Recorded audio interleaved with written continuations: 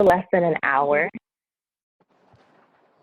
And there's a couple of housekeeping notes before we submerge ourselves into the agenda. So for some of us, we're really familiar with the Zoom system, and for some of us, this is our first time navigating this communication vortex, as I've been calling it. So if you haven't already, go ahead and put your phone or video call on mute. First of all, shout out to Francisca, who's on this call, who's been holding down our technology and getting the word out to each of you for this call and being one of the badass organizers that's making all of this happen. Thank you, Francisca. Francisca should be putting folks on mute right now, and I believe to unmute yourself, you press *6. We're going to be holding all of our questions towards the end of the call, but if you have a question as we move through the hour, you can add your question to the question option at the bottom of your screen, or you can click on the raise your hand option on the screen, and Francisca will unmute you so that you can ask your question. At the end of the call, Princess is going to be gathering all of the questions and then feeding them back to us.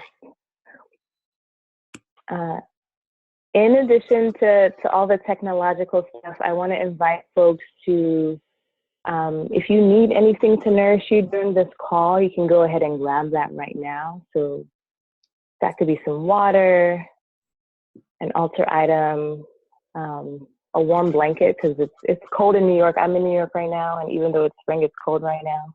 So go ahead and bring something that's going to nourish and support you during this call.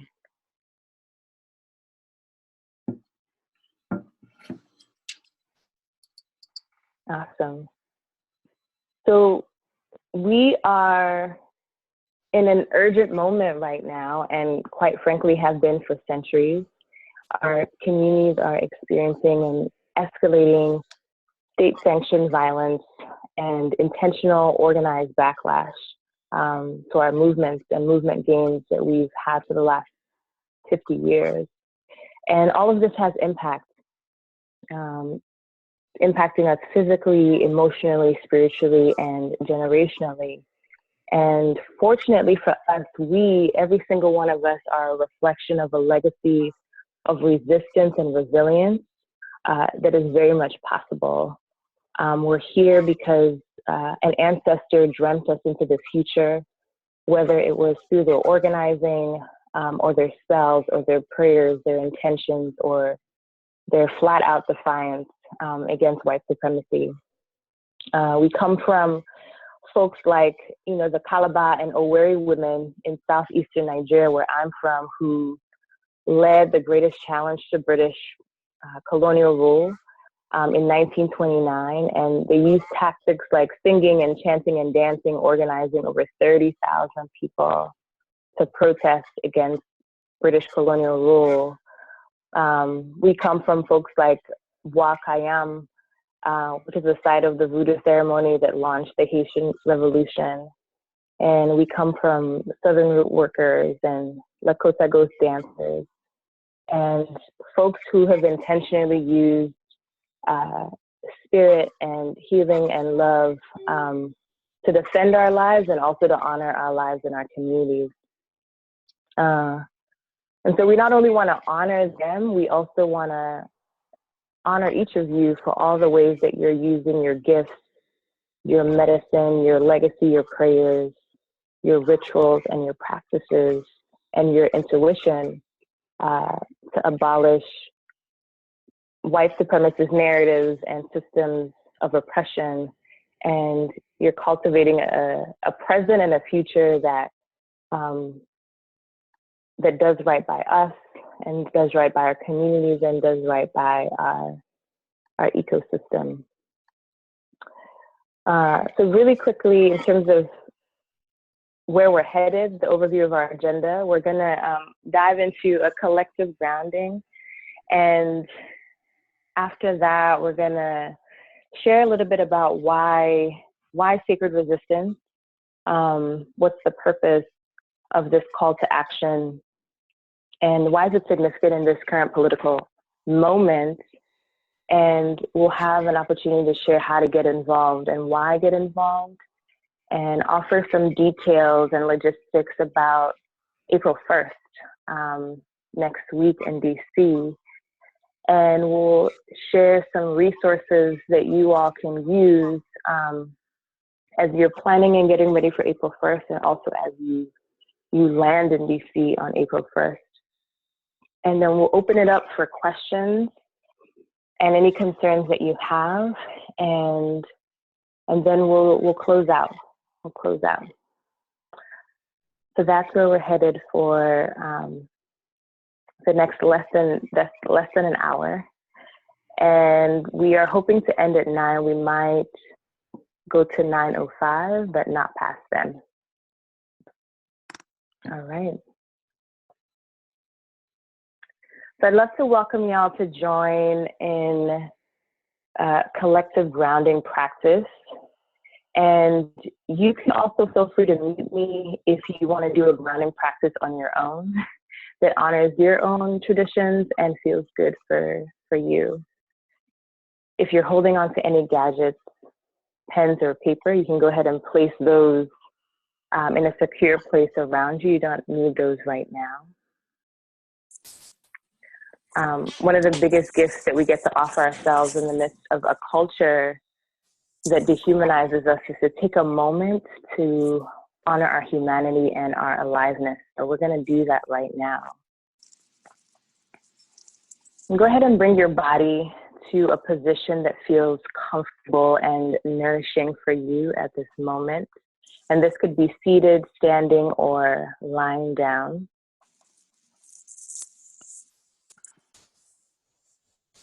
And then bring your attention to something in your environment that affirms your life. It could be an object on your altar, the color of your melanin, a picture of your child, a word that you wrote. And look at that object and let it remind you of the power that you hold and the life that moves through you. And then let yourself notice how you're showing up to this call. Noticing from a place of curiosity rather than judgment, and ask yourself, how are you? How are you doing right now? It's been a full day.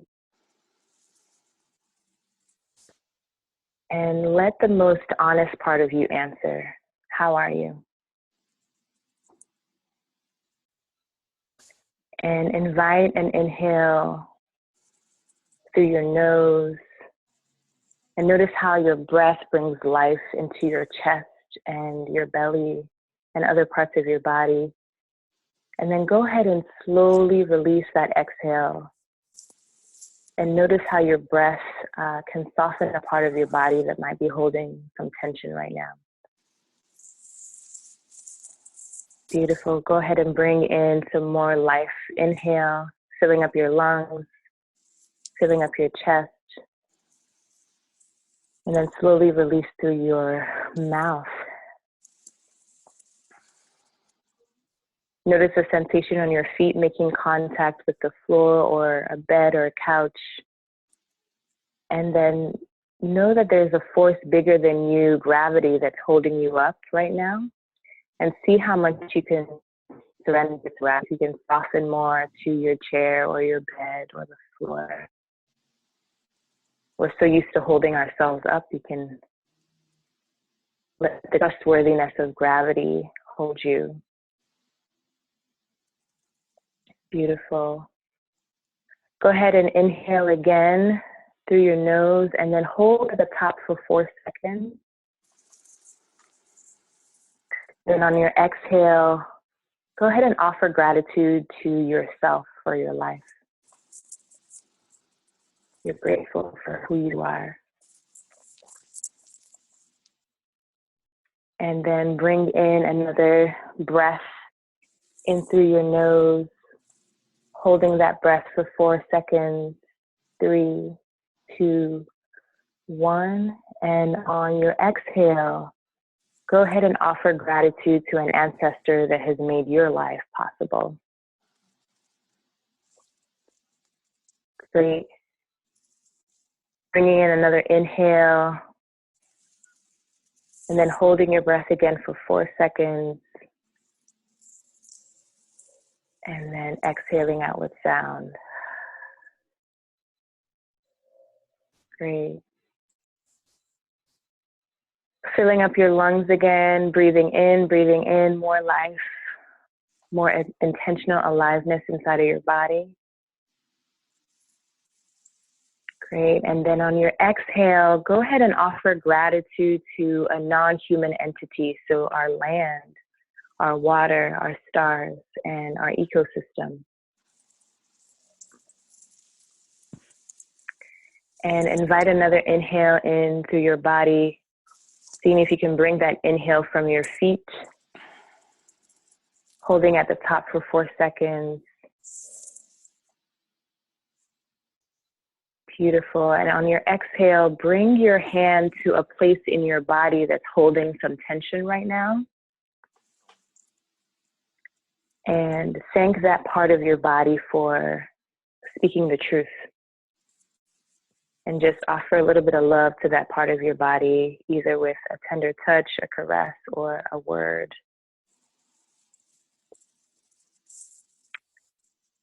And then bring in another inhale. And exhale, and keep breathing at a pace that makes sense for you. And bring your hand to your heart.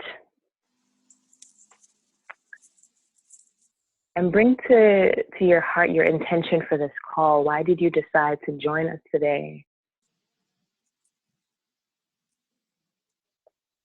And then let your heart answer, what does sacred resistance mean to you? And who are you resisting with? Who are the communities that you are working with to cultivate resilience, to cultivate healing, to cultivate power? Who are those folks? Bring them to heart.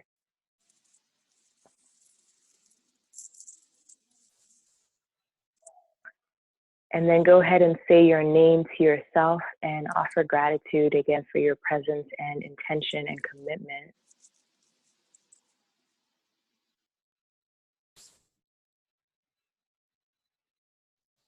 Beautiful. And we close this grounding with Ashe. And Ashe is a Yoruba word, which means power and the ability to make whatever we say happen. So I echo all of your visions of sacred resistance and the communities that you move with and the ancestors that you enter into this conversation with. Thanks, y'all, for doing that with me. So I would love to invite Melina Abdullah with Black Lives Matter LA to come into our virtual circle. I'm imagining that we're all seated or standing or laying down in a circle. And Melina's going to share a little bit more about the purpose of sacred resistance, how it formed, why is it relevant in this moment, and why spiritual uprising right now in this political climate. So thank you, Adaku. I'm Melina, and I just want to say thank you because this is what we needed. I needed this grounding. I needed this connection. So I really appreciate how you're facilitating the call. And I guess it really is kind of an illustration of sacred resistance, right? So even resisting the temptation to be constantly moving and neglecting ourselves in this revolutionary process, it's resisting to say, no, we're going to center ourselves, our collective selves, as well as the people that we are, the way in which we were born into this world, and emanate in this world, right? So thank you for that. So just in terms of how things came, so I'm an organizer with Black Lives Matter, and I've been involved in Black Lives Matter since its founding. I was at the first meeting, and my inclination is as an activist in the traditional sense, right? So I tend to be in the street a lot and doing a lot of the disruptive work that's necessary. And at the same time, I'm also a mother of 3 children, and I hail from, Black women who have a strong history of resistance. And so about maybe a year into Black Lives Matter, I think that I, along with several other folks, recognized that the movement that we're in to end state-sanctioned violence against Black people and really think about that holistically and what that means is really not just an activist movement, not a political movement, but it's a spiritual, not only a political and activist movement, but it's a spiritual movement. And that happened because some of the spirits of those whose bodies have been stolen basically visited us and was a reminder. And so I think that many of us stepped into that more fully, recognizing that when we pour libations for the people whose bodies have been stolen, it's not an action, it's actually sacred work, right? And so there was maybe a 2-year process of kind of interweaving the activist work with the sacred work that we're doing. That said, it takes me a lot to recognize myself as a spiritual being because I still tend to do the work that typical activists do. So without belaboring the process too long, when the person who now occupies the White House was inaugurated, I think I, along with many other folks, were feeling very overwhelmed. And it's easy to fall into a space of defeat, right? But in the shower, where a lot of ideas come to me, and I think a lot of people get ideas in the shower, right?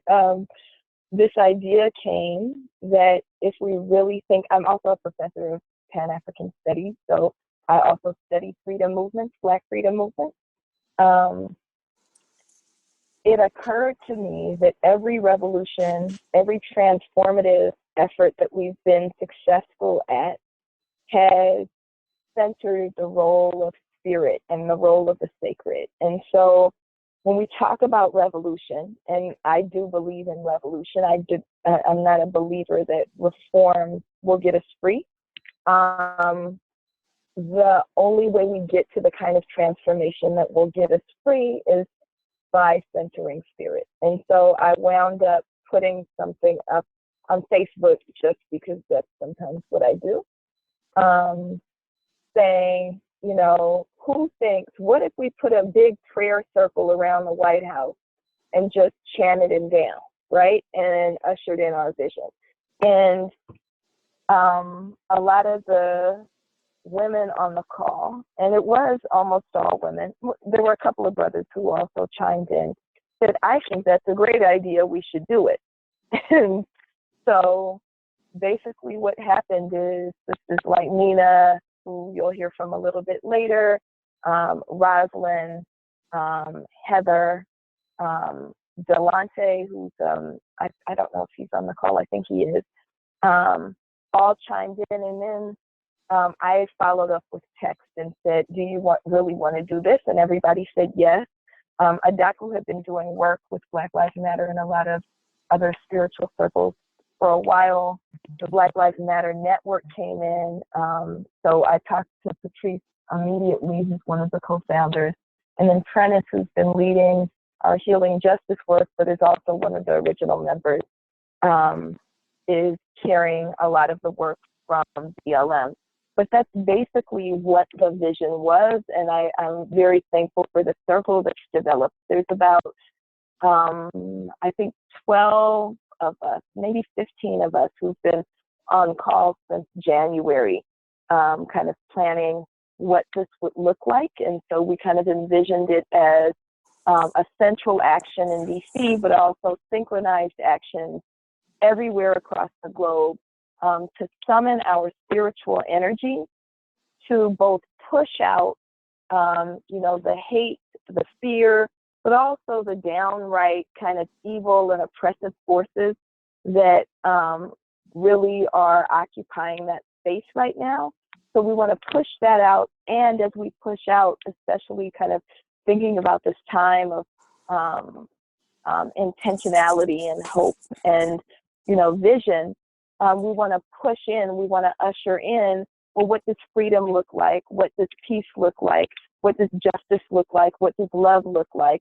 And harnessing all of our power from whatever faith tradition you come from, or no faith tradition, just as, your own spirituality. And some of the practitioners on the phone are very good at reminding us, because I'll often say that I'm not a practitioner, that we all are, right? And, there's no power like the power of a praying mama, right? And I'm one of those for sure. So we all have that spiritual energy and that spiritual power, and that can lead us, and is necessary in leading us to victory. So this is our vision for how we win. It's not all we do, but we have to root ourselves in spirit is the vision behind sacred resistance. So absolutely the sacredness with fierce resistance. So faith and work.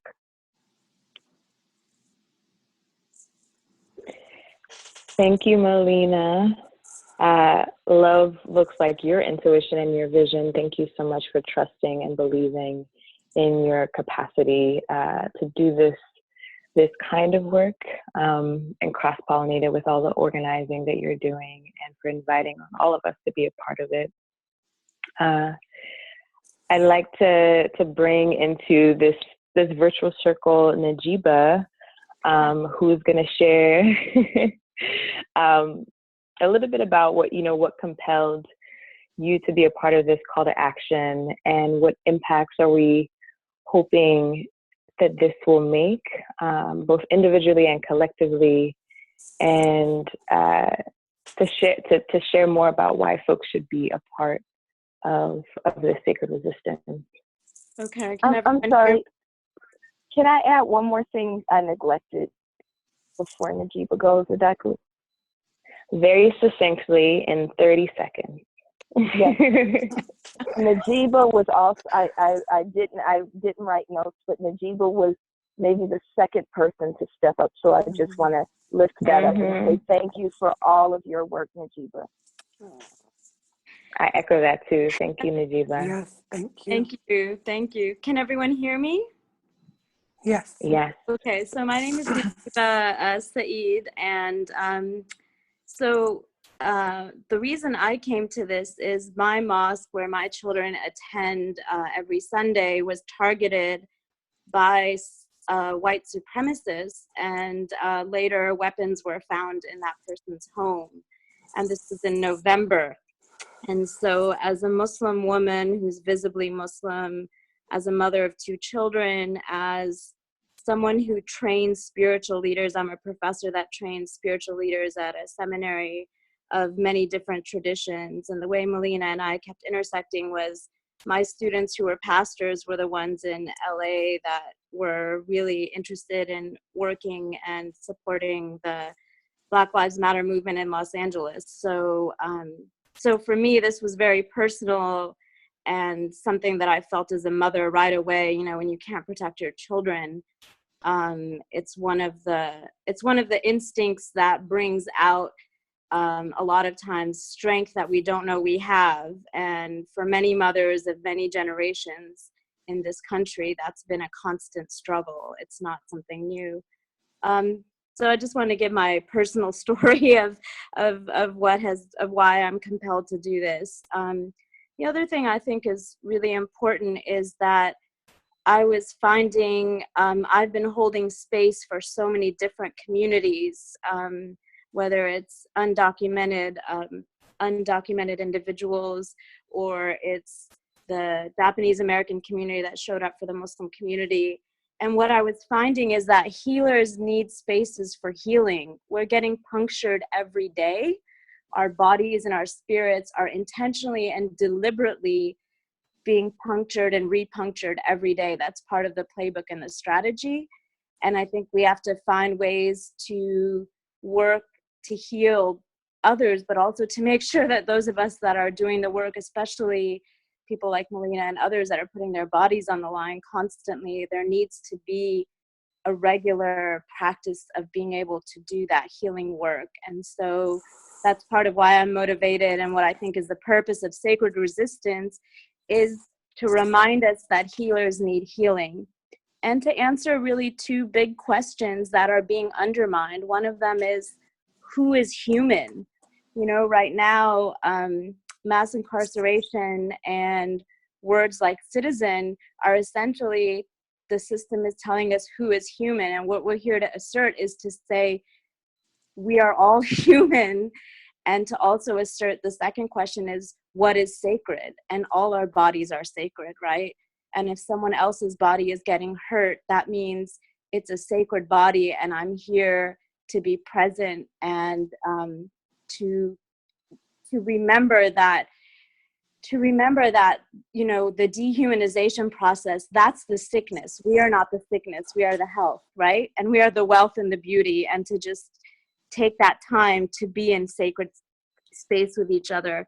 I tell a lot of people I work with that the point of Sacred Resistance over the years in this work is to remind us that resilience is not for the purpose to conform to structures of oppression. Resilience is resistance. So this is why we do this work. The resilience is for the purpose of continuing the protest that needs to happen.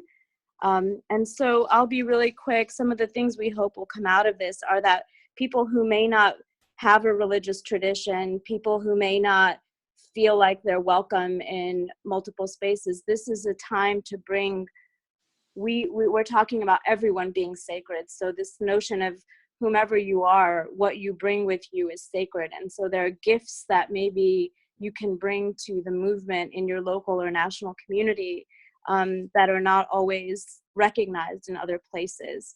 So it's this idea of building bonds, but also to begin to talk about what is the vision of the world that we see as sacred, where people are honored, where children are safe, where our world and our earth, we learn from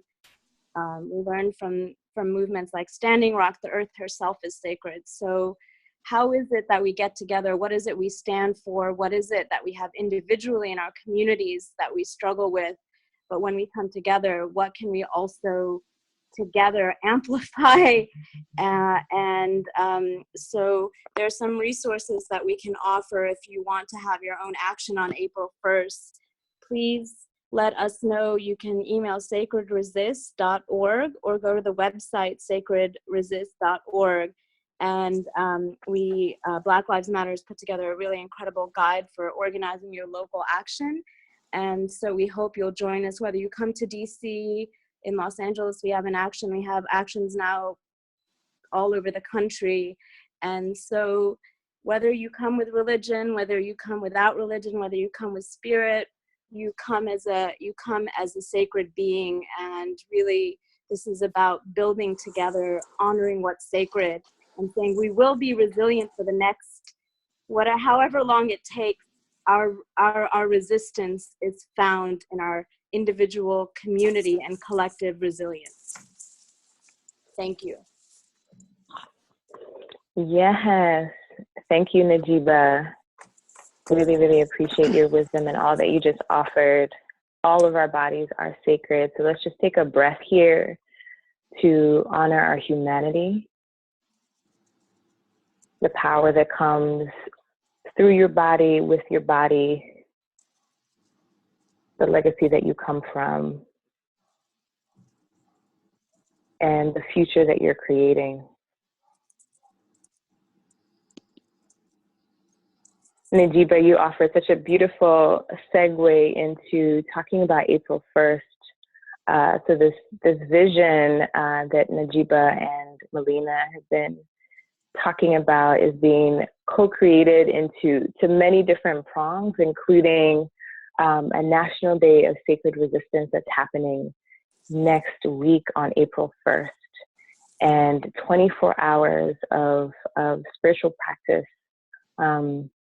And I want to invite Nina Angela Mercer, my dear sister from Ocean and Uprising, to share a little bit more about what's the day going to look like, some important things to consider, folks that we're going to be working with, and how folks can get plugged into the 24 hours happening on April 1st. Okay, thank you, Adaku. My name is Nina, and on April 1st at midnight, those of us who are able will be gathering at a location which will be shared with the public on our website at sacredresist.org and on our Facebook event page at Sacred Resist. There at the midnight gathering, we'll be together fasting, meditating, engaging in collective prayer, loving one another, being in conversation, really focusing our energy for the 24 hours we'll be together. And as we get closer to 11 o'clock a.m., we will walk together to Meridian Hill Park or Malcolm X Park, which is the name of the park that I've always used, having grown up in DC. And so we'll get there at 11, and there we'll begin with a rally for sacred resistance.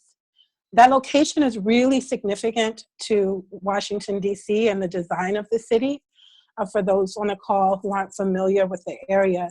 But the park has been used over time for cultural organizing and cultural festivals. It's also, a public park where people come to gather. There's Sunday drummings there and dance. And so its political and cultural significance is really strong. At the high point of the park is also in the direct line of vision of the White House. And so it is a point of power, and that's why it was selected for this. There at the rally, Dr. Greg Carr will be speaking, who is a professor in Africana Studies at Howard University, and he'll be grounding us in a historical context on how religion has been used over time to cover inhumanity, sometimes in stoke fear. We want to, push that away, that manipulation, that use of religion as a tool to inspire fear. We want to push that away and understand that we come together as one people, as humanity, with different beliefs and practices. So he'll be grounding us in the history, but we'll also have various religious practitioners and faith leaders. We'll have guided meditation. There will be libations poured for the ancestors and various ways for us to honor our faith traditions together respectfully and in celebration.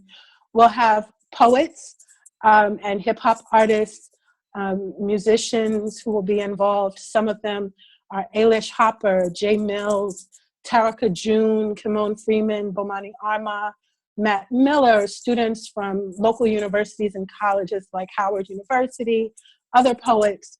We're also planning a people's mic or an open mic so that at various points, even those who aren't on the program will have an opportunity to speak and to offer their sacred resistance and their divine word. So the rally will be really grounded in culture, spirituality, history, and community. And from there, we will walk to the White House for a collective action of resistance together. We also have that gathering space where we'll be meditating together starting at midnight as kind of, our gathering place for the entire day. So if people need to go inside, if people need refuge, if people need to step away for a moment, that place will be available. It won't be far away. As I mentioned, we'll be sharing that on our website and on the FB event page very soon. So just check in there if you want that particular detail and want to join us at midnight. But also, as we prepare to do this, it's really important to consider your well-being, right? Consider what you need in order to be comfortable. What's the weather going to be like? Do you need a portable chair? Is standing too long a bit much for you? There are benches at Malcolm X Park, but there aren't, necessarily going to be benches at the White House, and we'll be walking. So you want to make sure that if you don't feel comfortable walking from Malcolm X Park, you don't have to push your body beyond its limits. But just think about those things. Check the weather, bring water and snacks, make sure you have layered clothing because the weather is unpredictable, around that time. And also, this is a spiritual gathering. We've talked about the intention and everything else, but we also have to be very clear about the fact that public gatherings in this climate can sometimes be unpredictable. And so you want to make sure that you come with someone, that you have a safety number, that your cell phone is charged. You also want to make sure that you have numbers and people who know where you are in case you have to be picked up, and also we want to make sure that no one chooses to engage in civil disobedience if you are not prepared, experienced, or trained. And this is not in any way to stoke fear on my part, but simply to make sure that we are all in our, prepared and in a loving space and in an open space and honest space about what world we're moving through right now. We are a force, and so we have to take care of each other. Our partners on this, Black Lives Matter Network, Movement for Black Lives, Gente, Harriet's Apothecary, Black Women Artists for Black Lives Matter, New Day Church in the Bronx, The Row, LA, Muslim Anti-Racism Collaborative, Creating Justice, Los Angeles, the Interfaith Movement for Human Integrity, Progressive Christians Uniting, Spirit House in Durham, Black Women's Blueprint, Vigilant Love and Oceanana Rising, and so many others. These are all organizations who are made up of beautiful people who do policy work and direct service work and arts outreach work and healing work and faith-based work, all together coming for this particular sacred resistance action along with the people. You can find more info at sacredresistance.org and the Sacred Resist Facebook event page, as I've mentioned. If you have questions, you can also email sacredresist@gmail.com. Thank you. Thank you, Nina. Appreciate that thorough rundown of what our 24 hours on April 1st is going to look like. As folks were just listening in, again, I want to echo that we're cultivating multiple points of entry in those 24 hours, whether in DC or in satellite actions that are happening across the country, across the world, for folks to enter with your different spiritual traditions and gifts. If there's anything that we should be considering about the ways that bodies are being held and cared for and nourished and lifted up, and the actions that we are co-creating, please connect with us on sacredresist@gmail.com, offering us your questions and your concerns and your thoughts and your feedback. We really want this to be a reflection of not only the power that we have, but also our communities that we're moving with. So we are really committed to folks having the resources that you need to be able to show up powerfully for this sacred day of resistance. And I'd love to invite my dear friend Prentice, who's the Healing Justice Director at Black Lives Matter, to share resources that folks can lean into before April 1st, the day of April 1st, and afterwards, and where folks can go to if you have any additional questions or concerns. Thank you, Adaku, and thank you to everyone who's shared on this call so far. I've been sitting here just feeling honored and connected to be a part of this with you all. And also just feeling the ripples, the number of people that are on this call, the number of people that are a part of this that couldn't make it to the call. I'm feeling the groundswell that's happening here. And I feel so deeply grateful to be playing some sort of role in supporting this and happening. So thank you all for your commitment. Thank you all for the spiritual and sacred resistance that you're engaging in to support our struggle and our fight ahead. We know really that our resilience and what's greater than us is the center in many ways of all that we do and how we live. So just in deep gratitude for you all for holding that. I'm going to be brief for the sake of time and wanting to get to all of your questions. But I know that there's a lot of folks who want to be present on April 1st in DC with the team. There are a lot of folks who will be present on April 1st in DC with the team. But there are also a lot of you who can't travel for whatever reason, but want to engage in sacred resistance wherever you are. So like Adaku mentioned, we wanted to create some tools to help you think through what that might look like and how to connect it up to what's happening nationally around sacred resistance. So if you signed up to host a satellite action on the website, sacredresist.org, I think you should have received a toolkit, or you will be receiving a toolkit. If you've signed up on the website and haven't received a toolkit, maybe send us an email and let us know. But I'm just going to highlight a few pieces from that toolkit that I think will be useful here, and hope that you all can dig in and make it useful to you where you are. So the sort of impetus for creating a toolkit was just to get us all aligned on the purpose, but also really just let folks know that whatever emerges, whatever is organic to where you are, to your community, to your place, is really welcomed and loved here. So we also wanted to, there were some folks initially that were like, oh, I want to participate, but how big does it have to be? Or what is it, who do I have to bring in? And we really want to say that your sacred resistance can look like whatever makes sense for you and your community. It can look like a prayer circle. It can look like a service. It can look like drumming and chanting. It can look like whatever makes sense in your context and actually lifts up just what's organic there and what makes sense. So we wanted to just say that sort of explicitly, that we don't want people in the process of creating a coordinated action to be doing more than they can hold right now. We really want to be able to create a space where people can step into resilience and step into spirit in a way that's not overreaching. So whatever your capacity is, wherever you are, we really want to support that and lift that up and see that as deeply valuable. We also, in the toolkit, we sort of point to, we have all these different organizations and groups that are helping to coordinate this action.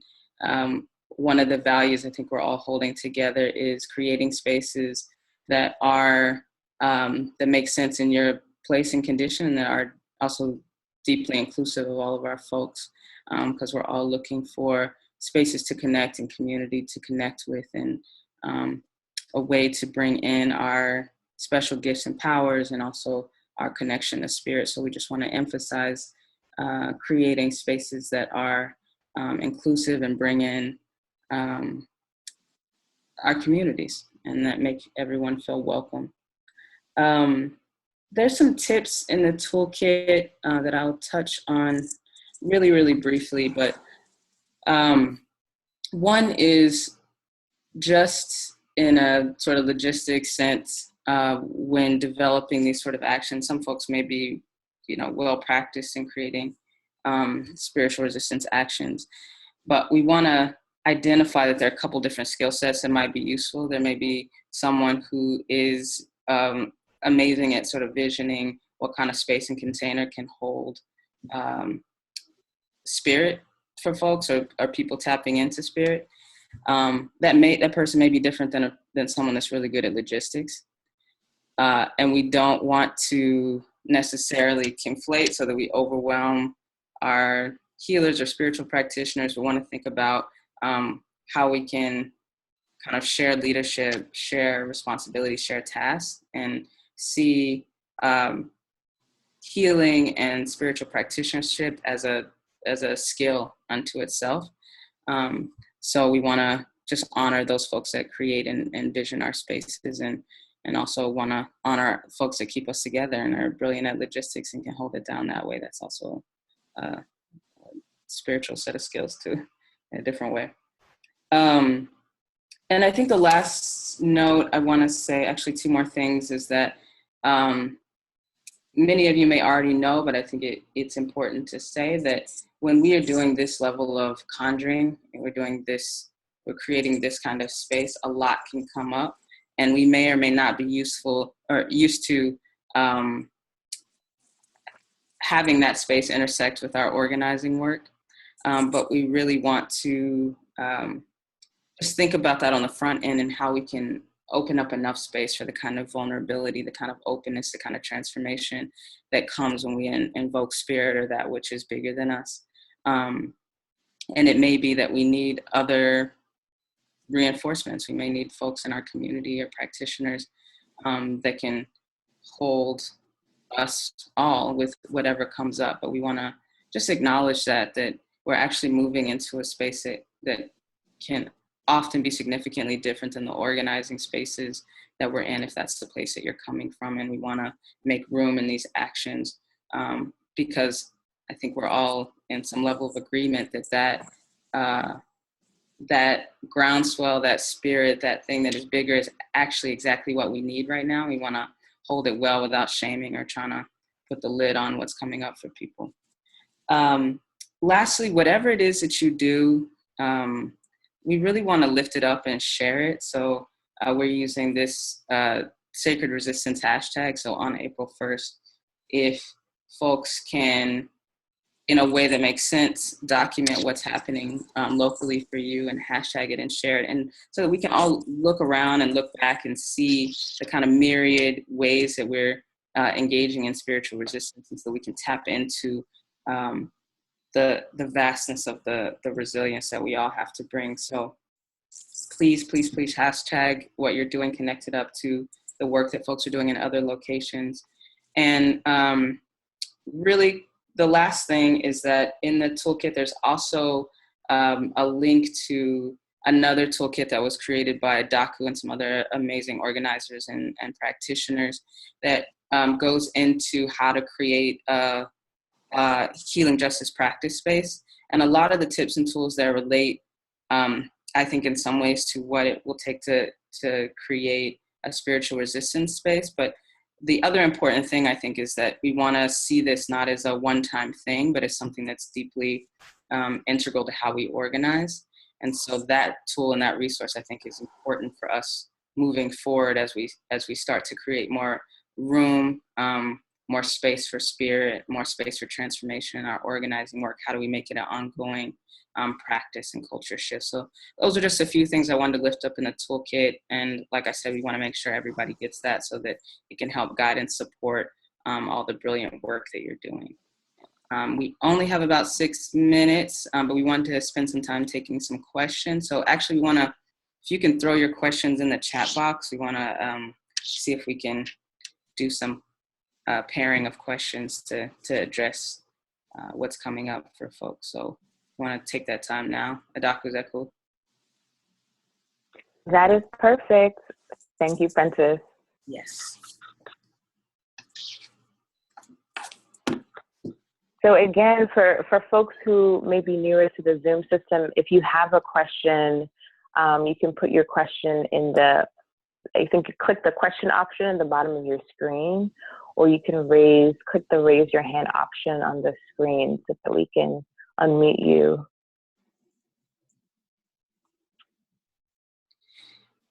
So I only see one, well, let me see if I'm doing this right. I think Kenyatta raised their hand.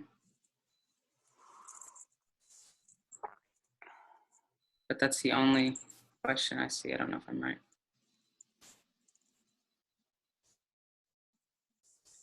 Kenyatta, do you want to type your question in? Or?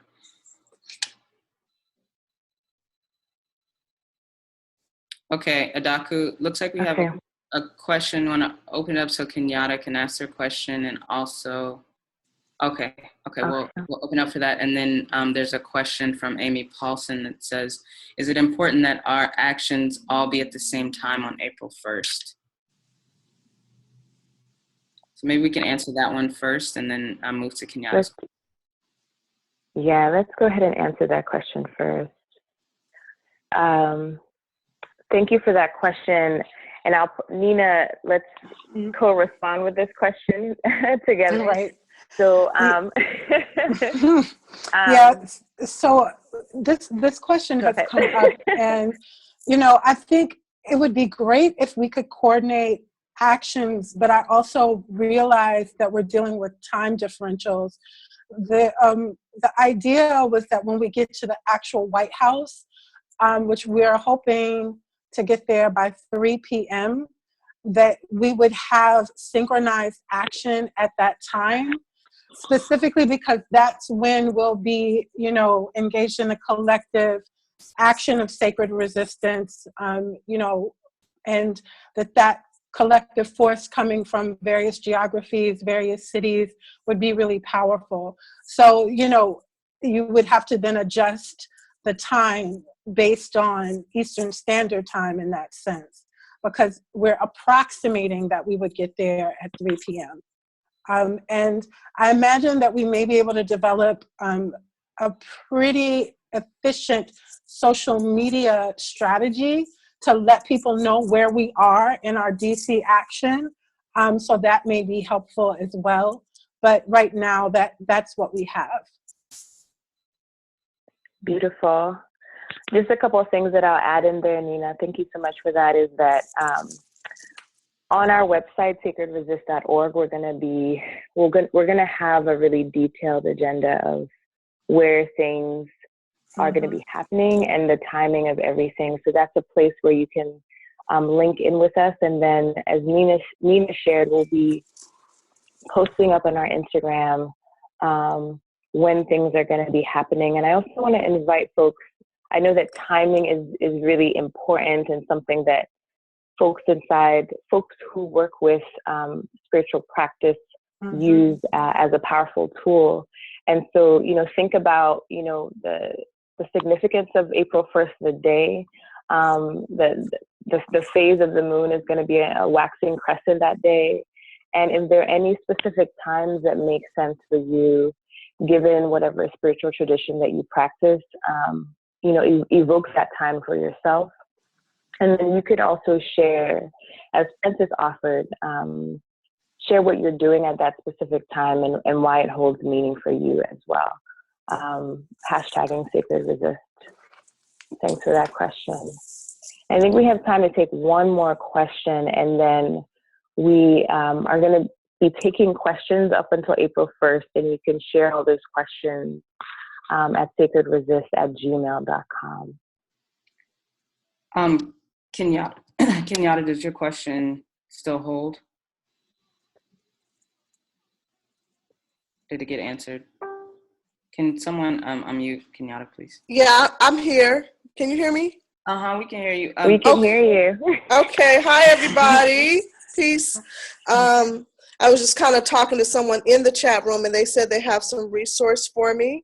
So I was going to go with that. They'll be in DC. I didn't see who the person's name was that sent it. My apologies. But we were just looking for an African spiritual person. Our day is going to start from 11 to 1, and we have a pretty hefty program with poets and different folks. We have Najiba Saeed is going to speak, and then we have a African American or Black Jewish woman who will do a part as well. And we have Buddhists and Hindu, and we have a lot. So we're grateful. And then we'll close out with the traditional Muslim prayer. So we have a lot that'll be going on. And we would like to chime in with you guys at 12 our time, so that'll be great since it'll be 3 your time. Yeah. So we think we can coordinate that as well. So I want to thank Sahar and Najiba have been integral in kind of putting this together, and some other folks who aren't on the call.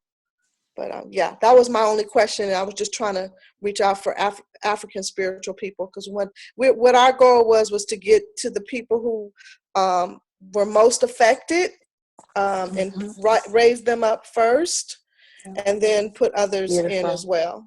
So that was kind of, we kind of saw that, and we thought that might have been the thread for everybody. So awesome. Thank you so much. Could you let folks know where you're going to be?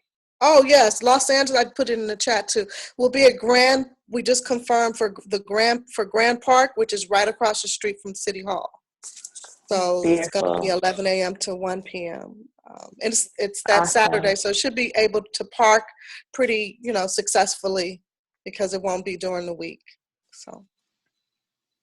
And they're open. So they want us to do. They want to help us. They are giving us the space and everything. So that's great. That's even better. We didn't have to just come and just take it. Fantastic. That's beautiful. Yes. I love it. Incredible.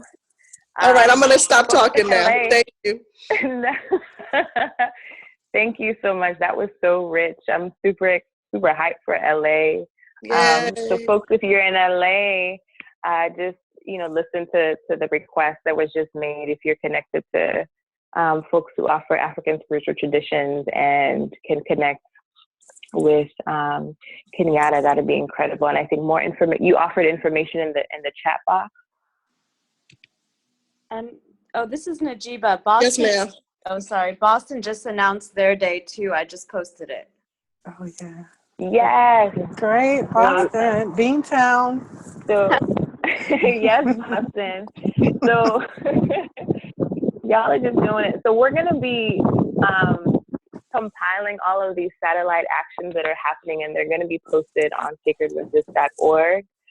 If you have an action that you're interested in conspiring and co-creating, whether it's something that's fully formed or you need support with, definitely connect with us. I want to echo again that there's so many ways to evoke sacred resistance. So you don't necessarily have to plan a whole huge action.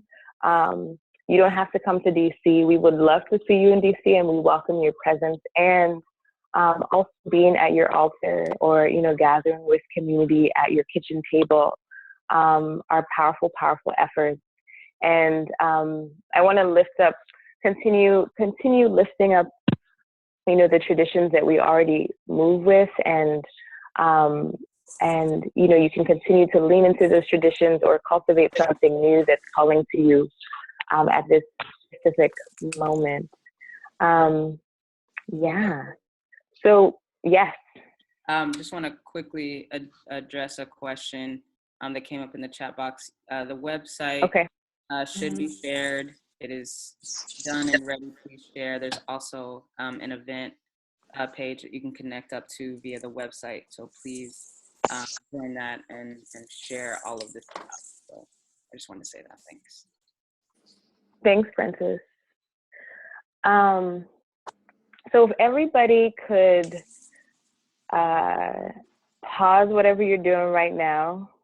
Some folks might be multitasking and doing a couple other things while being on this call, and just pause for a moment where you're at and bring attention back again to your body, your aliveness that is so sacred, that holds a lot of memory, a lot of wisdom, and a whole lot of power.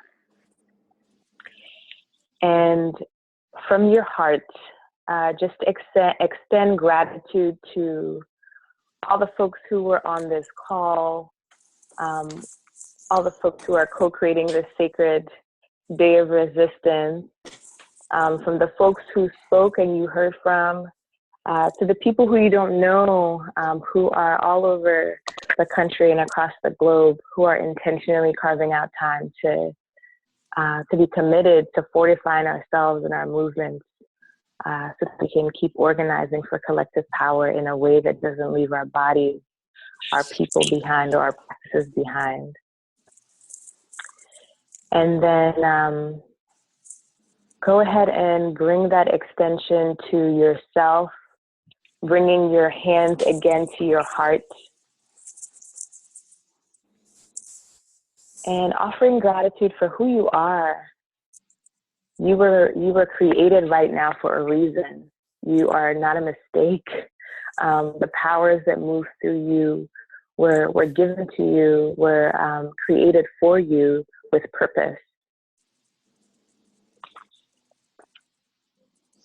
And let yourself think about, what does sacred resistance mean to you and for you? And then what's your contribution to sacred resistance? What is that going to look like for you, whether on April 1st or leading up to April 1st, and moving on even after April 1st. And then bring to heart the communities that you're doing this work with. Who's a part of your village? Who's a part of your tribe that you're grounding all this work in?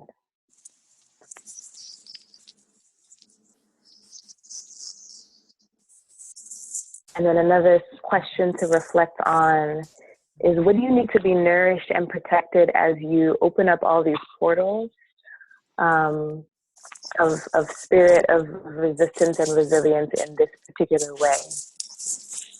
What do you need to be nourished and protected from yourself and from your community?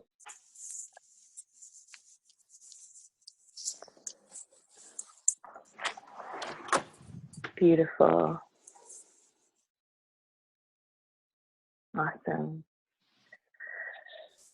So let's all take another collective inhale here, and as you're breathing in, imagine the possibility of a world that really honors and values our humanity into every cell in your body, 37.2 trillion cells in your body to be exact.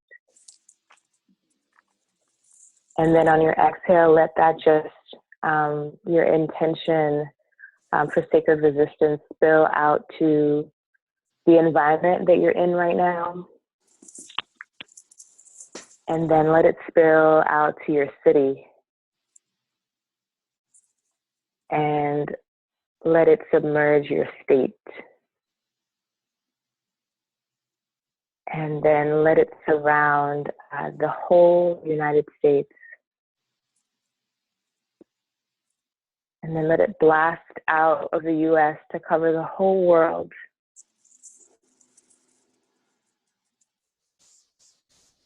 And then let your presence and your power occupy the galaxies. Let it fill up the galaxies with your love and your care and your commitment.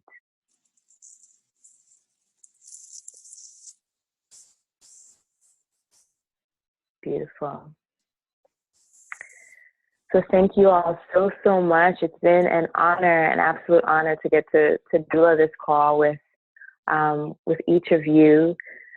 This wouldn't be the same if any of you were not present. A couple of reminders: we are here to move with you inside of this National Day of Action.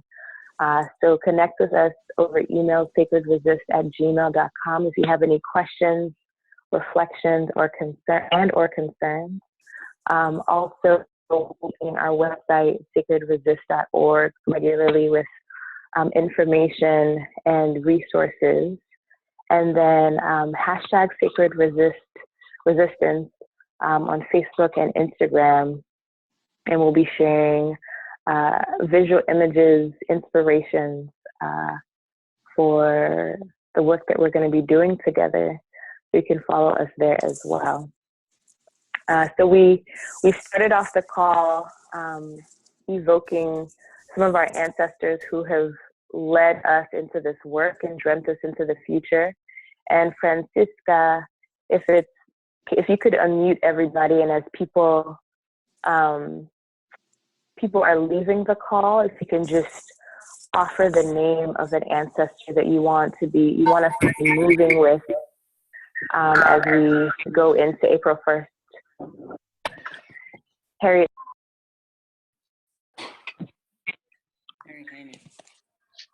Leah. Deacon Harold Medley. Yvette Thomas LeBlanc. Ashe. Simon. Ashe. Papa William. John Jordan. Ashe. Ashe. Sharon Bakir. Ashe. Ashe. Antonio Acevedo. Ashe. Ashe. Mundo Huerta. Ashe. Julia. Ashe. Ashe. Seferina López. Ashe. Ashe. Ashe. Bisabuelo Tello. Ashe. Ashe. Ashe.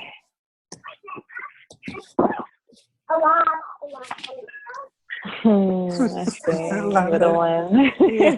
Look at you, Rick. Yes. Yes.